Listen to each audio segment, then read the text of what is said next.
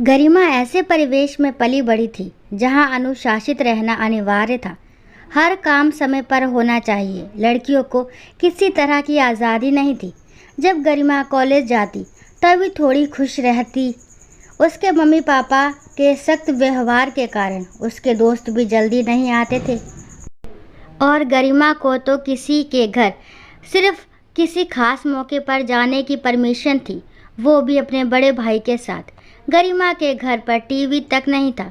उसके mummy papa का मानना था कि टीवी देखकर बच्चे बिगड़ जाएंगे। मनोरंजन के नाम पर एक रेडियो था जिस पर बुआ जी का कब्जा था। फूफा जी के ना रहने पर बुआ जी अब अपने भाई के साथ ही रहने लगी थी। वक्त गुजरा।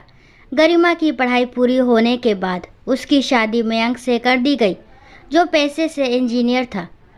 उसका परिवार गरिमा के परिवार के बिल्कुल उलट नए ख्यालों वाला था। ससुराल में पहले दिन गरिमा की नींद 8 बजे खुली, जो कि मायके में वे 5 बजे उठ जाती थी। वे बहुत डर गई। ना जाने सास और मयंक क्या सोचेंगे मेरे बारे में।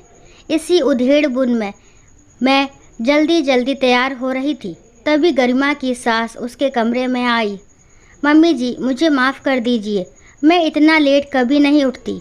आज ना जाने कैसे मैं इतनी लेट उठी, मुझे कुछ समझ नहीं आ रहा है। गरिमा सफाई देते हुए बोली।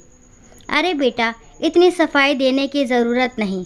हम सब भी 7 बजे उठते हैं और तुम्हें तो शादी की थकान भी थी। हम वीकेंड के दिन तो और आराम से उठते हैं, तो तुम्हें माफ़ी मांगने की ज़रूरत नहीं। इसे अपना मायका ही समझो। गरिमा सास की बातों से सोच में पड़ गई और मन में बुदबुदाते हुए कहा, काश मेरा मायका भी ससुराल जैसा होता।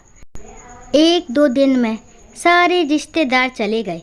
दूसरे दिन रविवार था तो सब अपने कमरे में सोए थे। आज गरिमा अपने नियत समय पर उठ गई थी। सोचा कि मम्मी जी से एक बार पूछ ले कि नाश्ते में क्या बनाए, लेकिन सब सोए थे तो उसने पोहा बना लिया और सबके उठने का इंतज़ार करने लगी। 9 बजने वाले थे तभी मम्मी जी बाहर आई। गुड मॉर्निंग गरिमा। गुड मॉर्निंग मम्मी जी। नाश्ते में मैंने पोहा बनाया है, फ्रेश होकर आ जाइए। क्या तुमने नाश्ता बना लिया? आज तो हम बाहर जाकर नाश्ता करते हैं। चलो कोई बात नहीं, चलो तुम्हारा बनाया नाश्ता भी कर लेंगे और तुम्हें आज राम जी हलवाई के दुकान का लजीज नाश्ता कराते हैं। लगता है आज भी तुम जल्दी उठ गई। कितनी बार कहा बेटा, इसे अपना मायका समझो, ससुराल नहीं।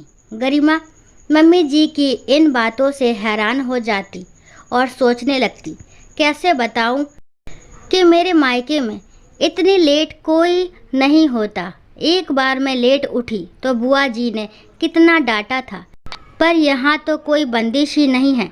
धीरे धीरे गरिमा खुलकर जीना सीख गई। अब उसकी सारी हिचक चली गई। सास के रूप में ही माँ मिल गई थी उसे। मायका तो भूल ही गई थी। एक दिन उसके मायके से बुलावा आया। ना चाहते हुए भी गरिमा को जाना पड़ रहा था। खैर गई। वहाँ जाकर फिर से वही रूटीन फॉलो करना पड़ रहा था। घर में बंद हो गई थी। उसका मन अपने ससुराल में ही लगा रहता था। सब उसे बहुत प्यार जो करते थे। गरिमा की दोस्त रीमा उससे मिलने आई और ससुराल के बारे में पूछा तो रीमा ने कहा, मैं तो कहती हूँ कि भगवान करे हर लड़की को ऐसा ही ससुराल मिले। मेरे ससुराल में कोई बंदिश नहीं। मम्मी जी बिल्कुल मेरी दोस्त की तरह रहती है। ऐसा भी ससुराल होता है क्या? रीमा ने हैरान होते हुए कहा, मेरी दीदी तो अपने ससुराल में इतना करने के बाद भी ताना ही सुनती है। भगवान तेरे जैसा ससुराल सबको दे। क्योंकि तेरा मायका ससुराल ही था, इसलिए भगवान ने तेरा ससुराल मायका कर दिया। सदा खुश रहो। दीपावली आने वाली थी। गरिमा की बुआ जी ने उसकी सास से कहा कि गरिमा को दीपावली में यही रहने दीजिए।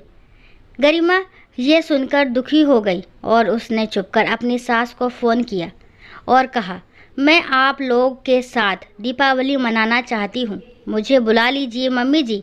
गरिमा की सास समझ गई कि गरिमा का वहाँ मन नहीं लग रहा है। 1 सप्ताह बाद गरिमा की सास उसके मायके आई।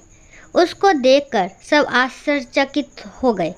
आप अचानक, पहले बताया होता तो हम आपको लेने आ जाते, गरिमा के पापा ने कहा। क्या कहें, अब गरिमा के बिना मन ही नहीं लग रहा था तो मिलने चले आए।